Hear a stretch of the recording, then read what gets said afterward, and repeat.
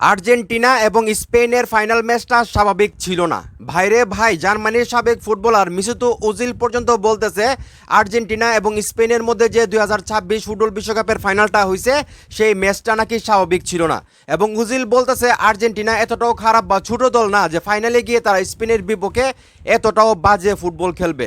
তো আপনারা সবাই জানেন 2026 ফুটবল বিশ্বকাপের ফাইনালে স্পেনের কাছে 1-0 গোলে হেরে গেছে আর্জেন্টিনা। তো হারজিত খেলার মধ্যে আছেই, সেটা নিয়ে কিন্তু কেউ কথা বলতেছে না। সবাই কথা বলতেছে আর্জেন্টিনার খেলার ধরন দেখে। এই টোটাল টুর্নামেন্টটা যদি আমরা দেখি যে এখানে আর্জেন্টিনা দুর্দান্ত ফুটবল খেলে আসলে ফাইনাল পর্যন্ত উঠেছে। এবং আমরা যদি সেমিফাইনালটা দেখি, সেমিফাইনালে ইংল্যান্ডের বিপক্ষে মাত্র 7 মিনিটে 2টা গোল করে তারা ফাইনালে উঠছে। তো সেই জায়গা থেকে স্পেনের বিপক্ষে যেই বাজে ফুটবল খেলছে আর্জেন্টিনা, ফাউলের উপর ফাউল, একজনকে একজন ফাউল দিতেছে না, ইজি গোল হওয়ার কথা সেইগুলো গোল করতেছে না। তো এই টোটাল বিষয়গুলো দেখে কিন্তু সবার মনের ভিতরে একটা সন্দেহ জাগছিল যে সত্যি সত্যি কি আর্জেন্টিনা খারাপ খেলতেছে নাকি তাদেরকে দিয়ে খারাপ খেলানো হইতেছে।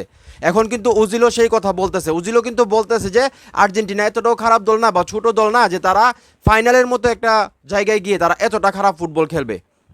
তো আপনারা সবাই জানেন এটা নিয়ে কিন্তু সারা বিশ্বে এখন তুলপাড়। এবং মেসির একটা ভিডিও বার্তা যেখানে মাঠে নামার কিছুক্ষণ আগে ড্রেসিং রুমে আসলে উনি ওনার সতীর্থদেরকে বলতেছিলেন যে যা হওয়ার হয়েছে এগুলা ভুলে যাও, আমাদের এখন কাজ হলো ফুটবল খেলা, আমরা ফুটবল খেলতে আসছি সেটাই মাথায় রাখো। তো এই কথাগুলো নিয়েও কিন্তু মোটামুটি ভালো একটা সুরগুল পড়ে গেছে সারা ফুটবল দুনিয়ার মধ্যে। তো তার মধ্যে কিন্তু ওজিল এখন যে বক্তব্যটা দিল সেটা দেখার পর কিন্তু আপনারাও বলবেন যে হয়তোবা এই ফাইনাল ম্যাচে কিছু একটা ঘটছে।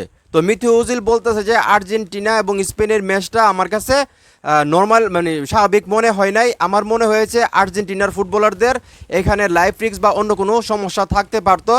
আমার মনে হয় না আর্জেন্টিনা এতটাও বাজে বা ছোট দল যে তারা স্পেনের বিপক্ষে ফাইনাল ম্যাচে এতটাও খারাপ ফুটবল খেলবে। তো চিন্তা করে দেখেন যে এখানে ওজিল বলতেছে যে আর্জেন্টিনা এতটাও খারাপ দল না যে তারা এত বাজে ফুটবল খেলবে স্পেনের বিপক্ষে। এবং আমরা দেখেছি যে এখানে আর্জেন্টিনা দুর্দান্ত ফুটবল খেলে ফাইনাল পর্যন্ত গেছে। তো সেইখানে এত বাজে ফুটবল সেটা অবশ্যই মেনে নেওয়া যায় না। তো আমি আসলে আর্জেন্টিনার কথা কি বলবো, এটা তো আমি নিজেও আর্জেন্টিনার ভক্ত, কিন্তু পর্তুগাল এবং ব্রাজিল তাদের যে সাপোর্টাররা আছে তারা সত্যিটা দেখতেছে, সত্যিটা বুঝতেছে, তারপরেও তারা মজা নিতেছে, তারপরেও তারা এটা বিশ্বাস করতে চাইতেছে না, তারপরেও তারা বলতেছে যে এটা সম্ভব না, এটা হইতে পারে না। কি বলবো আসলে, তারা সত্যিটা দেখে শুনে বুঝেও তারা মানতে চায় না। তারা মেসির মতো একজন ফুটবলারকে ট্রোল করে, আর্জেন্টিনার মতো একটা ফুটবল দলকে ট্রোল করে। যেখানে আর্জেন্টিনা ফুটবল দল 2021 সালে কোপা আমেরিকা জিতছে, 2022 সালের বিশ্বকাপ জিতছে, 2022 সালে সম্ভবত ইটালির বিপক্ষে ফিনালে যে ম্যাচটা হয়েছিল সেটা জিতছে, এবং 2026 সালের বিশ্বকাপে আইসা ফাইনাল পর্যন্ত গেছে। এবং লিওনেল মেসি এই বিশ্বকাপে 8টা গোল করছে, 4টা অ্যাসিস্ট করছে।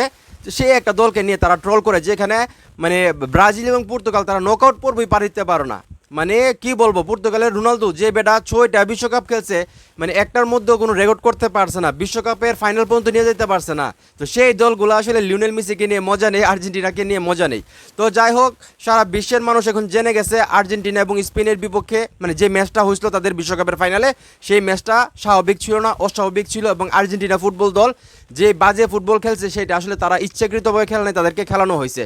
তো যাই হোক, এখন এই মুহূর্তে যারা আমার এই ভিডিও দেখতেছেন আপনারাও কি উজিলের সঙ্গে একমত? আপনারাও কি মনে করেন যে আর্জেন্টিনা এবং স্পেনের ম্যাচটা আসলে ফাইনাল ম্যাচটা স্বাভাবিক হয় নাই, এবং আর্জেন্টিনা এতটা বাজে বা ছোটো দল না যে স্পেনের বিপক্ষে ফাইনালে এতটা বাজে খেলবে? তো আপনাদের কি মনে হয় উজিলের কথাগুলো ঠিক আছে কিনা সেটা অবশ্যই কমেন্ট করে জানাবেন। ভিডিওটা ভালো লাগলে অবশ্যই শেয়ার করবেন।